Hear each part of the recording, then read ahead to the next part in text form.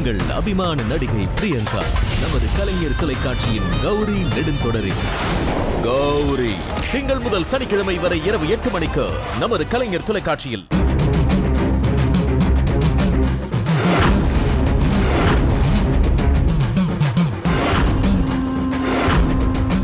ஜனா அண்ணே,